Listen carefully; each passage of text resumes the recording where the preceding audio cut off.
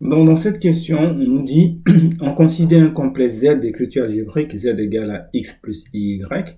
Donc, si X plus IY, c'est l'écriture algébrique, cela veut dire que X et Y sont des réels.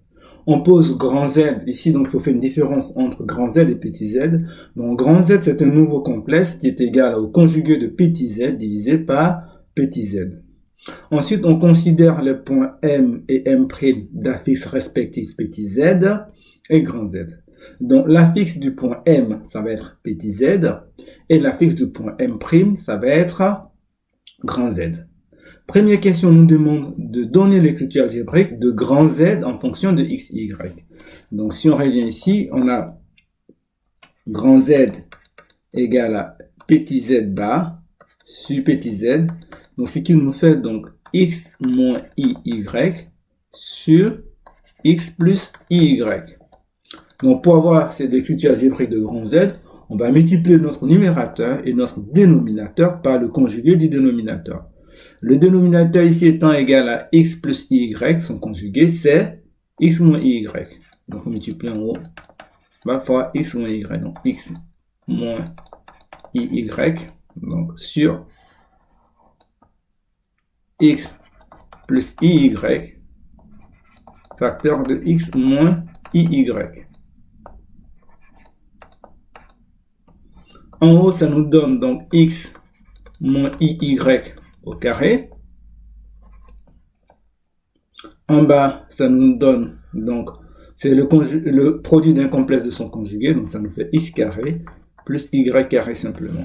Donc on va développer notre numérateur, donc ça nous fait X carré, donc moins 2IXY, plus IY au carré, donc plus IY au carré, sur X carré, plus Y carré.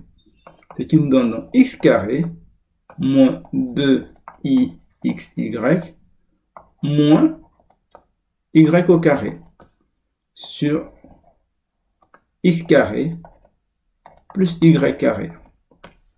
Ce qui nous donne finalement, on va mettre les réels ensemble, donc X carré moins Y carré sur X carré plus Y carré, et la partie imaginaire, donc ça nous fait plus I fois donc moins 2XY sur X carré plus Y carré. Donc voilà l'écriture algébrique de grand Z.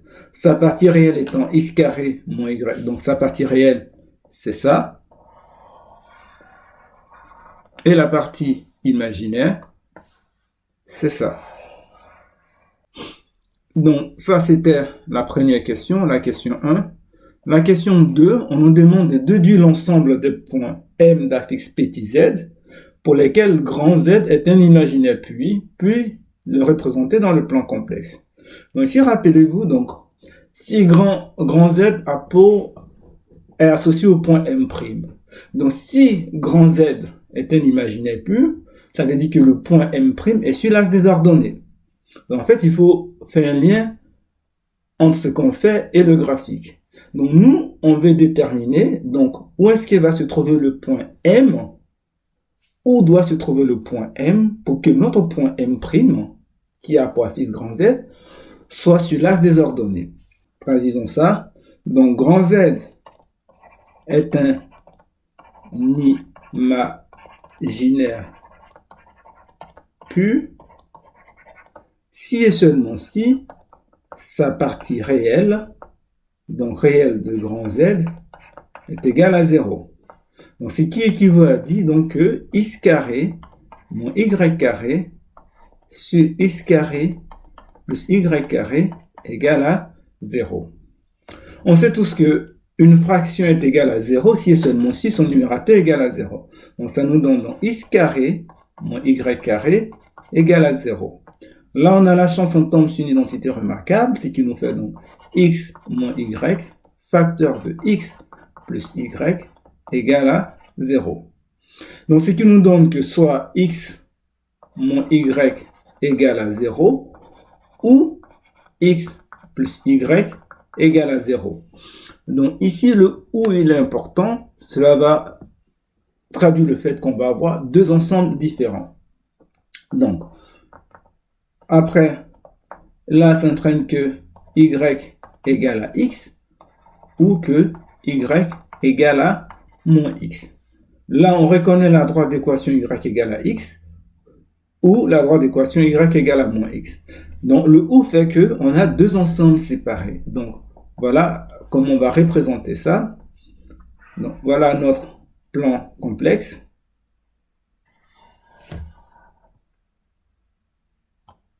Donc, dans ce plan complexe, il nous faut juste, ça va être la première droite y égale à x, donc vous allez avoir une droite à peu près comme ça. Et après, l'autre droite, la deuxième, y égale à moins x, ce qui vous donne comme deuxième droite, à peu près la droite y égale à moins x, donc c'est ça. Donc vous avez deux droites. Donc la première, y égale à x, et l'autre, y égale à moins x. Mais attention, on va voir s'il n'y a pas de valeur interdite. Donc si on revient ici, dans la question, on nous pose que z égale à grand Z. Donc si on revient dans la question, on sait qu'on a z égale à z bas sur z, que cette égalité, elle n'est possible que si petit z est différent de 0. Donc du coup, il va falloir enlever dans nos solutions les complexes qui sont différents de 0. Donc on va enlever ce point qui est là. Donc finalement, l'ensemble cherché, donc pour conclure, l'ensemble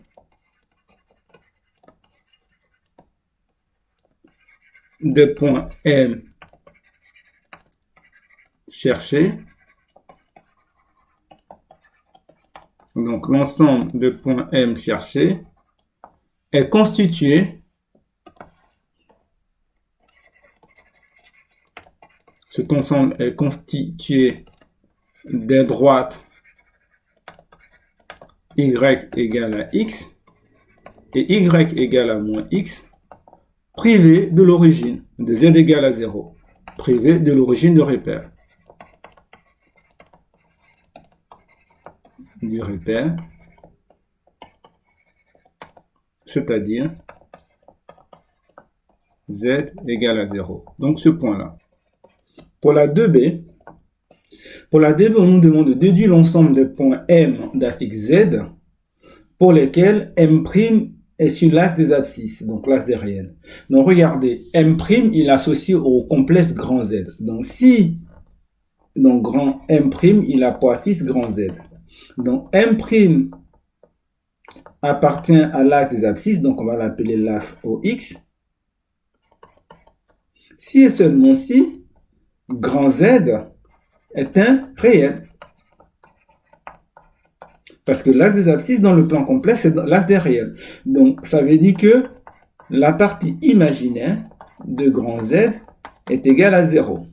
Donc, on revient encore, on a moins 2x. La partie imaginaire de grand Z, c'est moins 2xy sur x carré plus y carré. Donc, bien sûr, avec x carré et y carré qui sont différents de 0, il faudra que cette partie imaginaire soit égale à 0. Ce qui équivaut à dire que moins 2xy est égal à 0. Donc ça, ça équivaut à dire que xy égale à 0, ce qui équivaut à dire, attention là c'est un ou, que x égale à 0, ou y égale à 0. On obtient encore ici deux droites.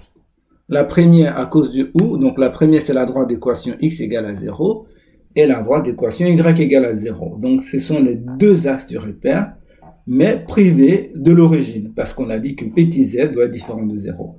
Donc,